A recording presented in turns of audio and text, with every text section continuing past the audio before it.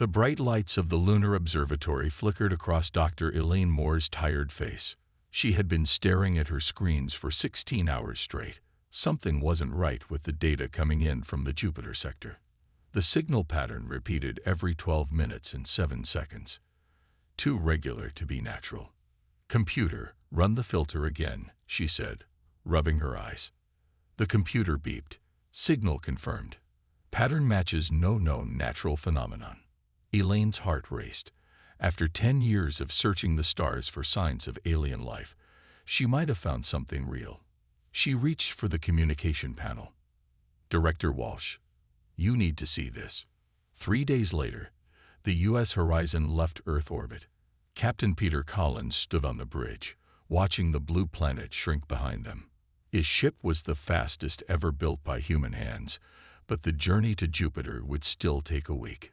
"Captain, all systems running at full capacity," reported his first officer, Jack Wilson.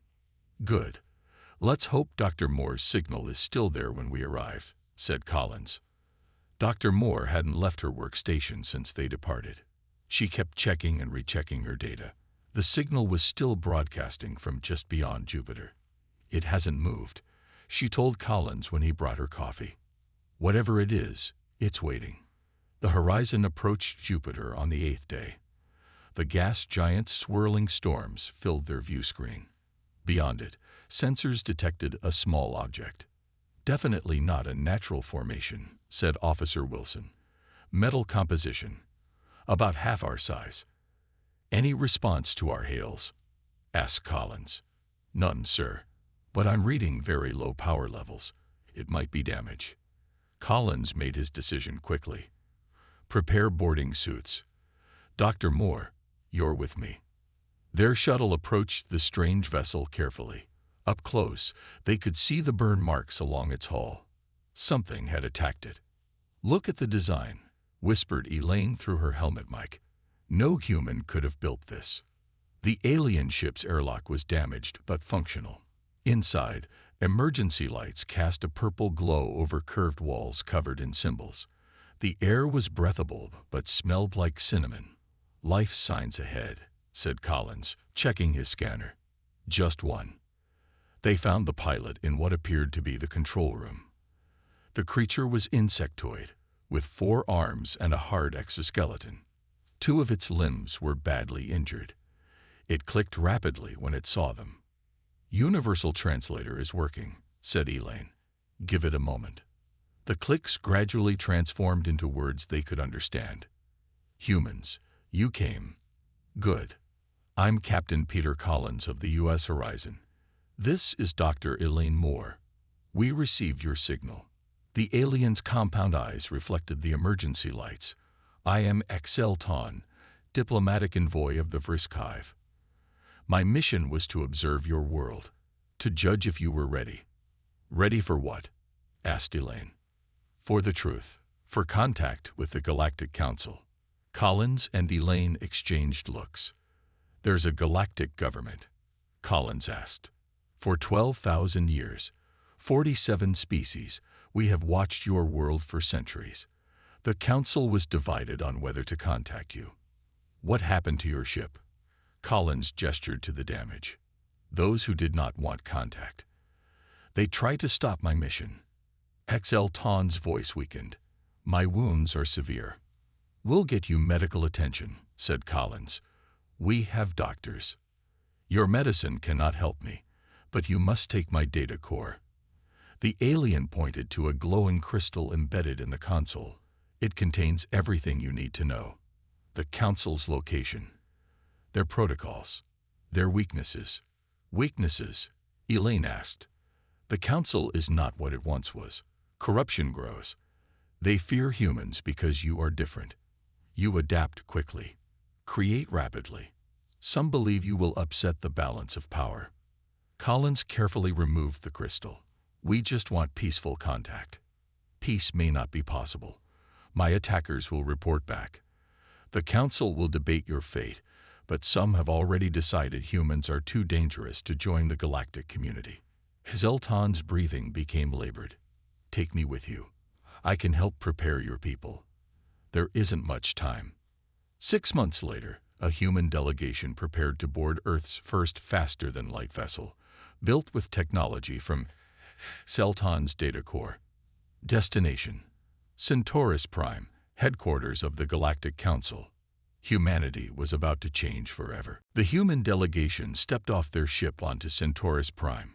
The air smelled like vanilla and something else they couldn't name. Captain Peter Collins led the way, with Dr. Elaine Moore just behind him. Ambassador Richard Hayes adjusted his tie nervously, while Lieutenant Samantha Green kept her hand near her holstered gun. "Remember what Exelton told us," said Collins quietly. "Show confidence but not aggression." The welcome hall was enormous. Creatures of all shapes and sizes lined the path. Some floated in the air, others moved on many legs. A few looked almost human, except for their blue or green skin. A tall, graceful being with silver skin approached them. "Welcome, humans of Earth. I am First Speaker Lori Vall of the Progressive Alliance. We have awaited your arrival with great interest." Ambassador Hayes stepped forward and bowed slightly. "We are honored to be here, First Speaker. Earth hopes to establish peaceful relations with the Galactic Council." Lori Vall's expression changed slightly. "Not all council members share that hope, I'm afraid. But come, you must be tired from your journey." They were led to comfortable rooms in a tower that overlooked the capital city.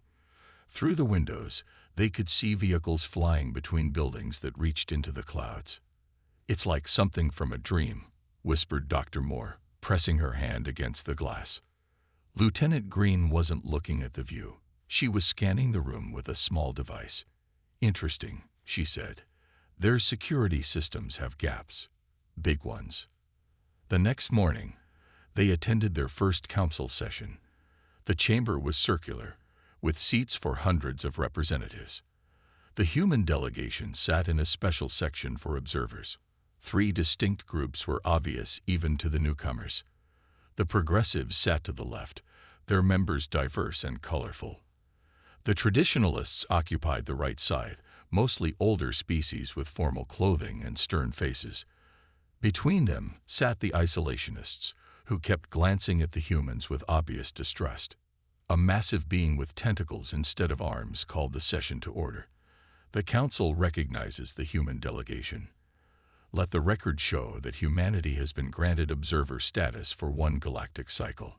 Ambassador Hayes was invited to speak.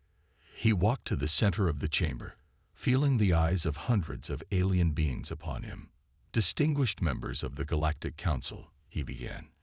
"Humanity comes before you not as conquerors or competitors, but as students and potential friends." His speech was simple but powerful. He spoke of Earth's history, its struggles and achievements. He mentioned how humans had overcome their differences to reach for the stars. When he finished, many members applauded. But not everyone was pleased. A reptilian being from the traditionalist section stood up. "Supreme Counselor Dravik Scholl wishes to speak," announced the tentacled moderator. Dravik Scholl's voice was cold. "Let us not be swayed by pretty words. Humans advanced from primitive technology to space travel in less than 300 years. Such rapid development is unnatural and dangerous." Murmurs spread through the chamber. Lori Vall responded, "Is innovation now considered a crime? Supreme Counselor, perhaps the traditionalists fear competition from new ideas." The debate grew heated. Lieutenant Green leaned toward Captain Collins. "They're arguing about us like we're not even here." "That's politics," Collins replied. "Same across the galaxy, it seems." Later, at a reception, the human delegation mingled with council members. Dr. Moore found herself speaking with a scientist from a world called Demonex. "Your energy systems are inefficient," the alien told her. "I could show you improvements." Ambassador Hayes was surrounded by curious representatives asking questions about Earth. Lieutenant Green, meanwhile, noticed how the security guards watched certain council members more closely than others. That night, back in their quarters, the delegation compared notes. "The council is fractured," said Hayes. "They pretend to be united, but I count at least 3 major factions fighting for control. And they're all worried about us, added Collins. With good reason, said Lieutenant Green, displaying information on her device. According to their own records, no species has ever been granted observer status so quickly. We're breaking their rules just by being here. Dr. Moore looked thoughtful. Silton was right. They're afraid of how fast we adapt. Outside their window, the alien city glittered with lights. Somewhere in that vast complex, decisions were being made that would shape humanity's future among the stars. 1 year had passed since humanity joined the Galactic Council as observers. Earth was changing rapidly.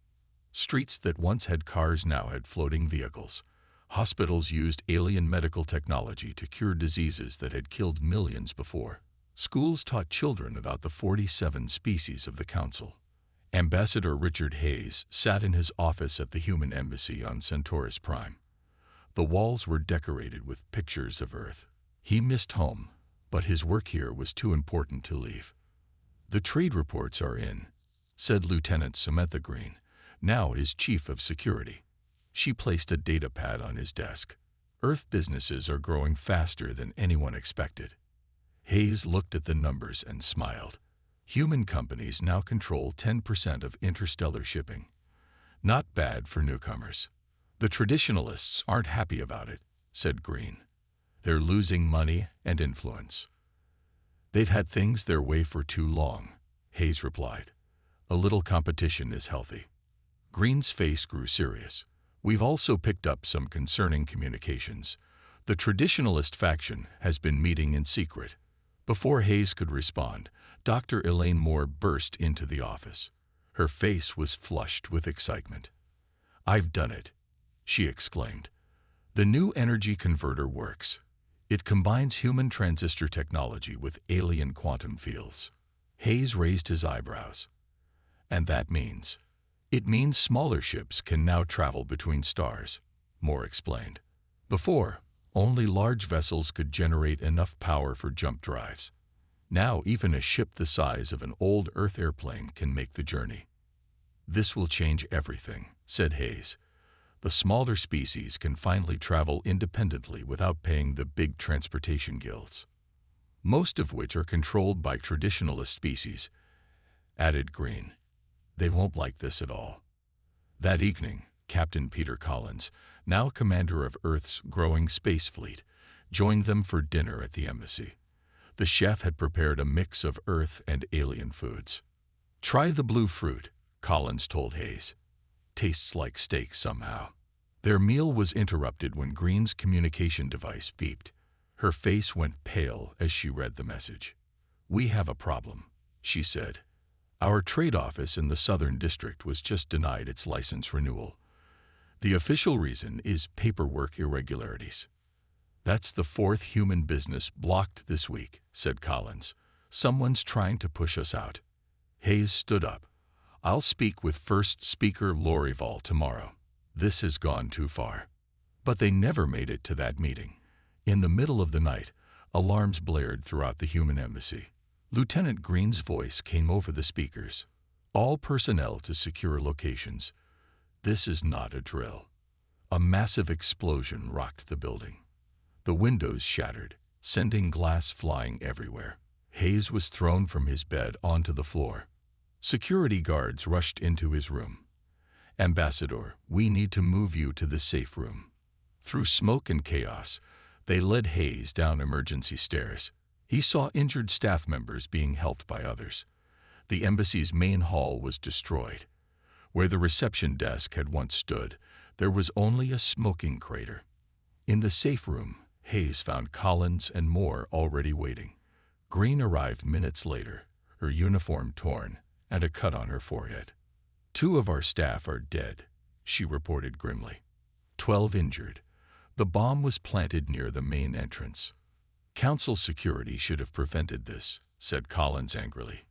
Where were they? Green's eyes narrowed. That's the interesting part.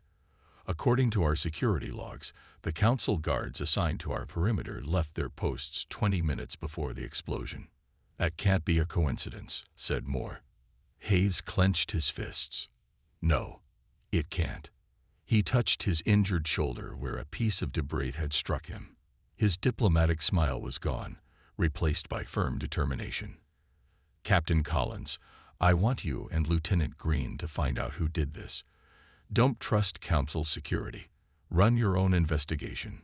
Collins nodded. "What are you going to do, Ambassador?" Hayes' voice was cold. "I'm going to call Earth. It's time we reconsidered our approach to galactic politics." Outside the damaged embassy, crowds gathered to watch. Among them, hidden observers reported back to their traditionalist masters. The plan had worked. The humans were wounded. Now, they would retreat. They could not have been more wrong. 3 years had passed since humans first arrived at Centaurus Prime. The attack on the embassy had changed everything. Instead of retreating, Earth had become more aggressive in its space diplomacy. Lieutenant Samantha Green, now promoted to commander, stood at the window of her new office. Below her stretched the diplomatic quarter, where the flags of 28 alien species now flew alongside Earth's. All of them were allies, most of them small powers ignored by the Galactic Council for centuries. "Commander, your appointment is here," said her assistant. Green turned to see a small, gray-skinned alien enter. He was Krental, a mid-level bureaucrat in the Council archives. His hand shook as he sat down. "Thank you for meeting me," he said in a whisper. "I am risking much by coming here." "The human delegation appreciates brave friends," Green replied. "What information do you have?" Krental placed a small data chip on her desk. "This contains classified council records. Humans were not discovered just 3 years ago. Your world was found over 400 years ago." Green's face showed no surprise, but her heart raced. Why keep that secret? The traditionalists were afraid. They labeled Earth a dangerous adaptability zone. Your species evolved too quickly, created technology too rapidly.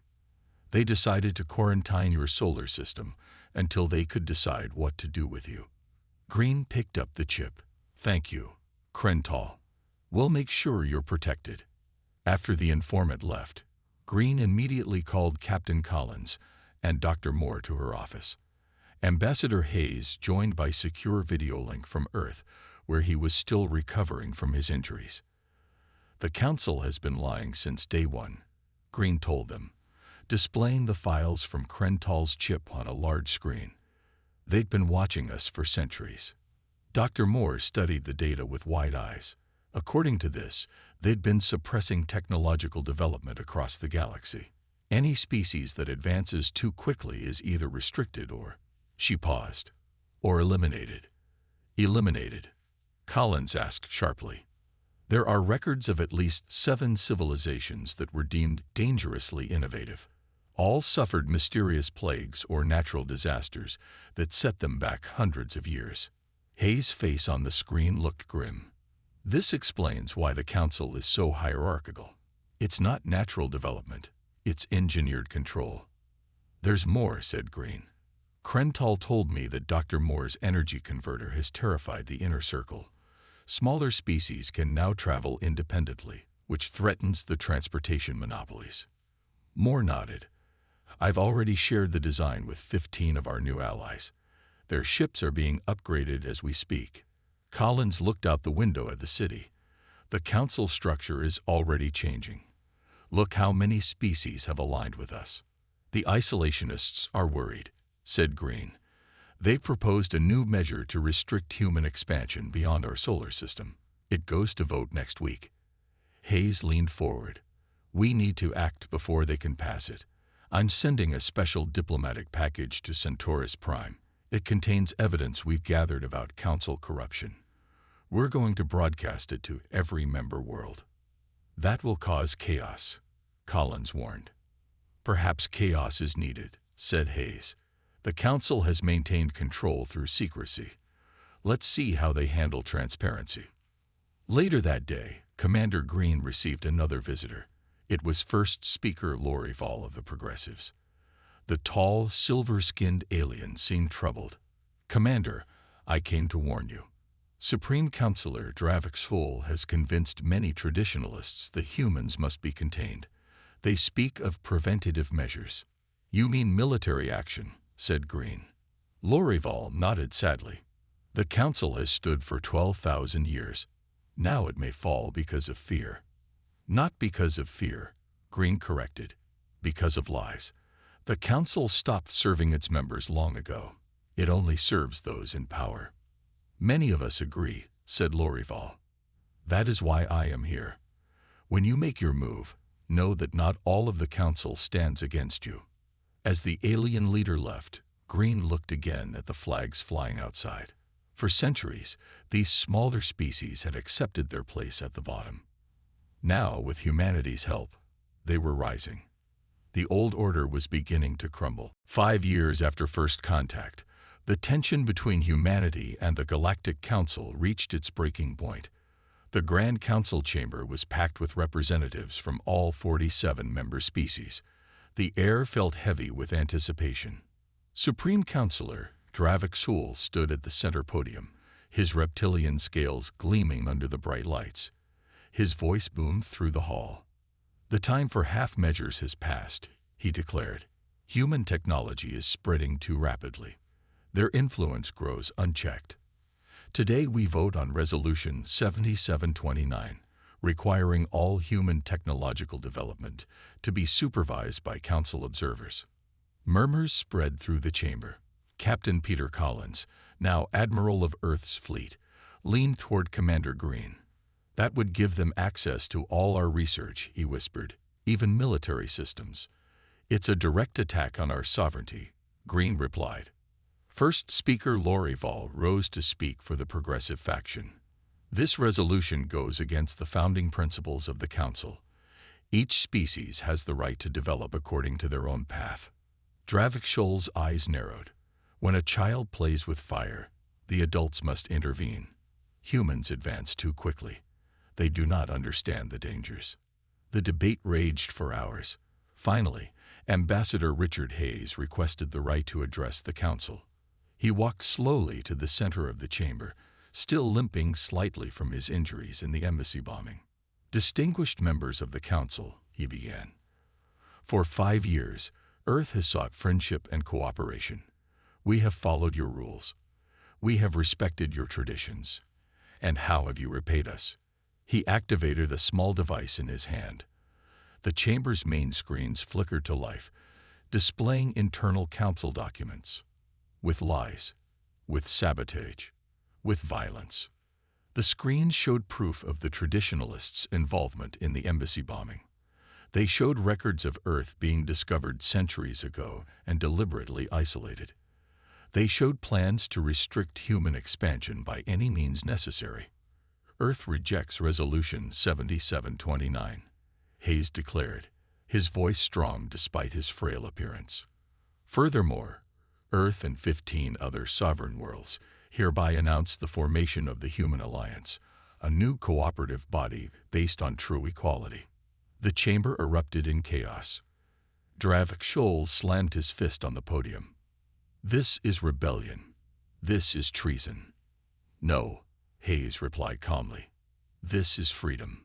His speech was being broadcast to every world in Council space. On dozens of planets, citizens watched in shock as the truth about their government was revealed. For 12,000 years, Hayes continued, the Council has claimed to represent all species equally, but some have always been more equal than others. The traditionalists have maintained their power by keeping other species dependent and afraid. Dravik Sul's voice cut through the noise. Remove him. Guards, remove the human. Council security forces moved toward Hayes, but they suddenly stopped. From the observer sections, representatives from 15 species stood up.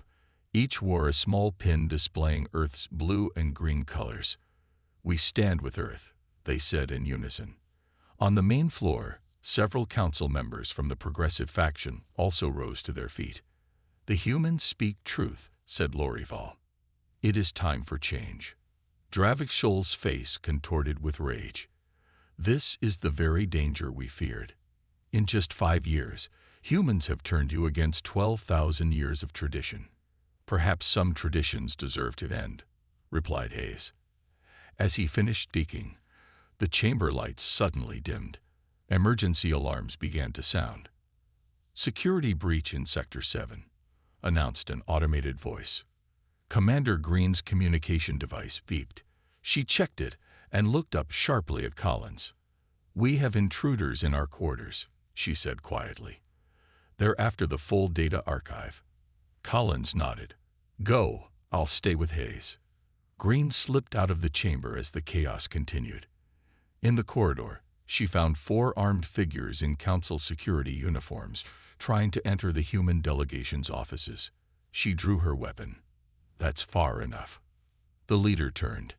"Commander Green, how convenient. We can eliminate you and retrieve the data at once." "I don't think so," Green replied. Before they could fire, panels in the ceiling opened. Earth security personnel dropped down, weapons ready. The Council infiltrators found themselves surrounded. Inside the chamber, Hayes was finishing his address despite the alarms. "Today marks a new beginning for galactic civilization. You can join us in creating a more just future, or you can cling to a corrupt past. The choice is yours." As he stepped away from the podium, the age of the Galactic Council was ending. The Galactic Council formally cut all ties with Earth and its allies 1 week after Ambassador Hayes' speech. Trade routes were blocked. Communication channels were shut down. Council warships patrolled the borders of human alliance space. On Earth, the United Nations Security Council met in emergency session. The room was tense as Admiral Peter Collins presented the military situation. "The Council fleet outnumbers us 10 to 1, he explained, pointing to the holographic display. "Their ships are larger and more heavily armed." President Laura Wilson frowned. "Can we defend our colonies?" "We're moving ships to protect Proxima Centauri and the other settled systems," Collins replied. "But if they launch a full attack, we won't hold for long." Ambassador Hayes, now back on Earth, spoke up. "We may not need to fight alone. 5 more Council species have contacted us privately. They want to join the human alliance." "Can we trust them?" asked the President. "I believe so. They're bringing valuable intelligence about Council military capabilities." Across the room, Dr. Elaine Moore cleared her throat. She had spent the last month working day and night in her laboratory. "I may have something that could help," she said. "The shield technology I've been developing is ready for testing." Collins turned to her with interest. "The phase shift shields. I thought they were still theoretical." "Not anymore. I've combined Council energy fields with our quantum navigation systems. The result is a shield that can adapt to different weapon frequencies." "In simple terms," asked the President. "Their weapons might not work on our ships," Moore explained. The President nodded. "Get it into production immediately." 2 weeks later, the first battle of what would be called the Council War began. Council battleships entered the Proxima Centauri system, intent on blockading the human colonies there. Admiral Collins was waiting with Earth's first battle group. His flagship, the EA's Defender, was the first ship equipped with Dr. Moore's new shields. "All ships, defensive formation," he ordered. "Remember your training. We may be outnumbered, but we're not outmatched." The Council commander's voice came through on an open channel. "Human vessels, power down your weapons and prepare to be boarded. Resistance will be met with deadly force." Collins smiled grimly. "I'm afraid we must decline your offer." The battle began with a massive volley from the Council ships. Energy beams and plasma torpedoes streaked toward the human vessels. On the Defender's bridge, the crew held their breath as the weapons hit their shields. "Shields holding at 92%, reported the tactical officer. Collins nodded, just as Dr. Moore predicted. "Now, show them what humans can do." All ships, attack pattern Delta. The smaller human ships moved with unexpected speed and coordination. They weaved between the larger Council vessels, firing precisely at weak points that their new allies had identified.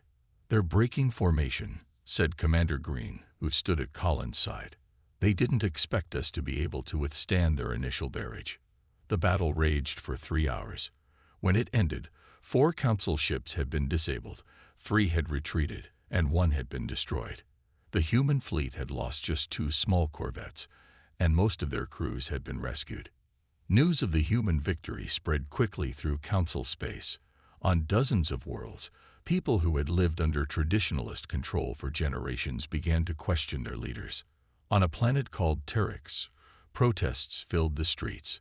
On Velarin Prime, the local government announced it would no longer follow Council directives. On the mining world of Darshan, workers seized control of the orbital shipyards. In the Council chamber on Centaurus Prime, Supreme Councilor Dravik Shol received the reports with growing alarm. "How is this possible?" he demanded. "How could the humans defeat our fleet?" First Speaker Lorival, who had remained in the Council despite her support for human rights, spoke quietly. "Perhaps it is time to negotiate." "Never." Dravik Shol slammed his fist on the table. "This rebellion must be crushed before it spreads further. Dispatch the main battle fleet." As the orders went out, Lorival sent a secret message to Commander Green. The humans needed to prepare. The real war was about to begin. On Earth, Dr. Moore worked frantically to produce more shield generators for the growing Alliance fleet. The shield technology had proven itself, but now they needed more ships, more weapons, and more allies. The galaxy held its breath, waiting to see what would happen next. Commander Samantha Green moved silently through the dark corridors of the Council archives. Beside her crept Kren Tall, the small gray-skinned alien who had become their most valuable informant. They wore maintenance worker uniforms, stolen from the archive staff. "The secure records are just ahead," whispered Kren Tall. "No one has accessed them in over 1,000 years. "Are you sure we can get in?" asked Green. "With this, yes." Kren Tall held up a small device. "I copied Supreme Councilor Dravik Shol's security codes during his last inspection." The door to the archive vault slid open silently. Inside, thousands of crystal data cores glowed with a soft blue light. Each contained centuries of Council history. "We need to hurry," said Green. "We have 20 minutes before the security system resets." They moved to the oldest section of the vault. Kren Tall connected his device to the central control panel. Holographic screens appeared in the air around them. "There," he said, pointing. "The original Council charter and the records of the founding era." Green read quickly, her eyes widening. "This can't be right. According to this, the Council wasn't created as a governing body at all. It was meant to be a mutual aid organization." "Keep reading," urged Kren Tall. As Green scrolled through the ancient text, a very different picture of the Galactic Council emerged. It had been created 12,000 years ago by 7 species who wanted to share knowledge and resources. All decisions were to be made by consensus. All members were considered equal. "What happened?" she asked. "How did it become what it is today?" Kren Tall pointed to a section dated 500 years after the founding. "Here, the Dravex incident."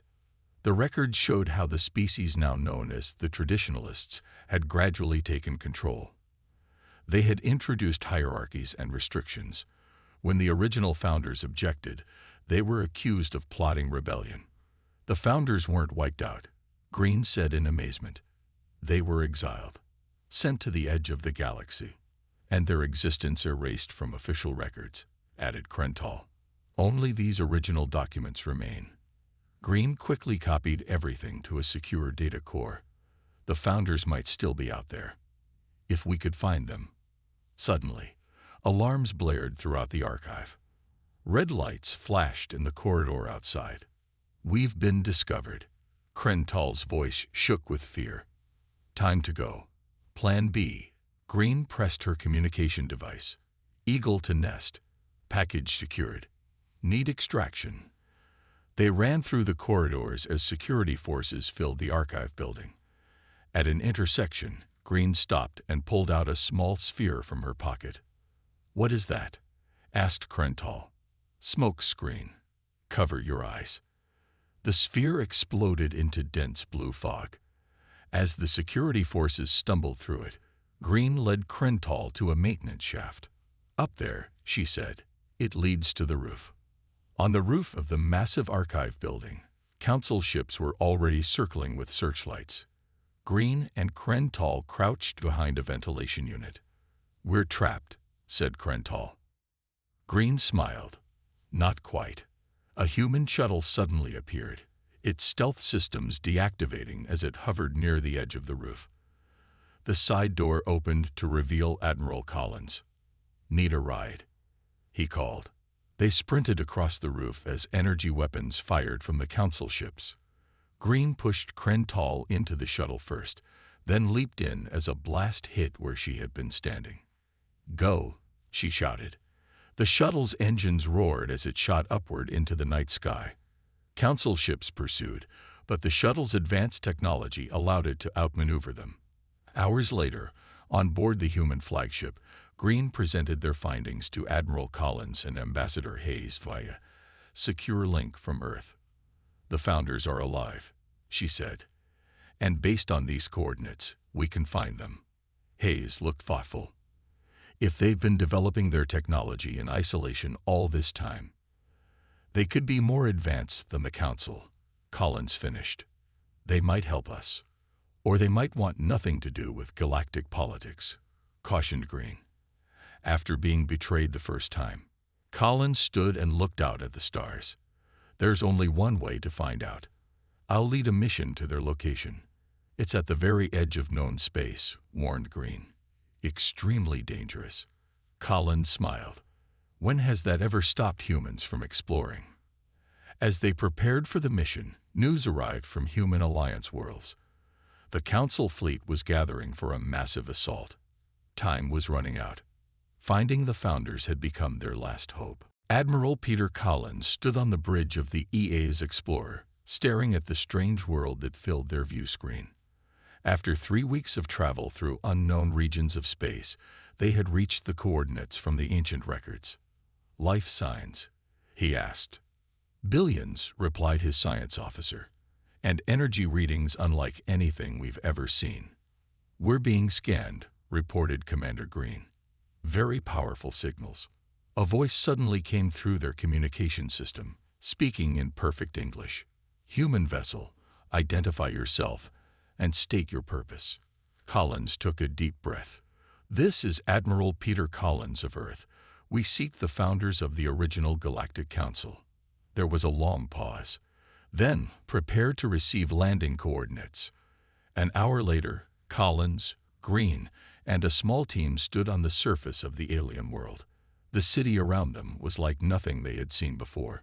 Buildings of crystal and light rose into the clouds. Vehicles moved silently through the air. A group of tall, elegant beings approached. They had blue skin and 6-fingered hands. Their eyes held wisdom that seemed ancient. "I am Eldar," said their leader, "last of the 7 who created what you call the Galactic Council." Collins bowed slightly. "We come seeking your help. The Council has become corrupt. They threaten Earth and many other worlds." Eldar's expression remained calm. "We have watched from afar. We saw your kind discover space travel. We saw the Council declare you dangerous. Why didn't you intervene?" asked Green. "We took an oath of non-interference after our exile. The galaxy made its choice 12,000 years ago." Collins stepped forward. "With respect, that choice was made through lies and manipulation. We found the true history in the archives." He handed Eldar a data crystal containing the records they had stolen. The ancient being studied it carefully. "You risked much to find this, and to find us. The Council is preparing to attack Earth and our allies," said Collins. "They have superior numbers and firepower. Without help, many innocent people will die." Eldar looked troubled. "We cannot fight your war for you." "We're not asking you to," replied Green. "But your knowledge, your technology, could help us end this conflict with minimal bloodshed." Eldar conferred with the others in their own language. Finally, he turned back to the humans. "For 12 millennia, we have hidden ourselves away, building our civilization in peace. Perhaps that was a mistake. Perhaps we should have confronted the corruption sooner." He gestured, and a holographic map of the galaxy appeared between them. "We will share our technology with you, And more importantly, we will stand with you when you confront the Council. Back in Alliance space, the situation had grown desperate. The Council fleet had assembled at Centaurus Prime, preparing for a massive attack. Ambassador Hayes had called for peace talks, but Supreme Counselor Dravik Sul had refused. Then, as the Council fleet moved into attack formation, dozens of ships suddenly appeared behind them. Ships of a design never seen before. On the Council flagship, Dravik Sul received an urgent message. Unknown vessels have surrounded our position.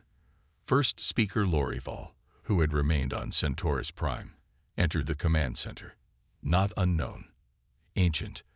The founders have returned. Across all communication channels, Admiral Collins' voice rang out. Attention, Council vessels. This is Admiral Collins of the Human Alliance. With me are the true founders of the Galactic Council, those who were exiled 12,000 years ago. Eldar's voice followed. This conflict ends today. Not through destruction, but through truth. For too long, the Council has ruled through fear and manipulation. It is time to remember our original purpose, cooperation and mutual aid. As the message played, dozens of Council ships powered down their weapons. Crews refused to fire. On many worlds, citizens took to the streets, demanding change. On Earth, Ambassador Hayes watched the events unfold with hope. The data crystal green and Krental had retrieved was being broadcast throughout Council space. The truth about the Council's founding and subsequent corruption could no longer be denied. 1 month later, representatives from all galactic species gathered on Earth. In a gesture of new beginnings, they chose the young planet as neutral ground. Today we begin again, said Hayes, addressing the assembled delegates. Not as rulers and subjects, but as equals. Not the Galactic Council, but the Galactic Union. As he spoke, Dr. Moore entered the hall with scientists from a dozen worlds. Together, they had begun sharing the technologies that had been suppressed for centuries. The old order had indeed crumbled, but from its ruins, something better was rising.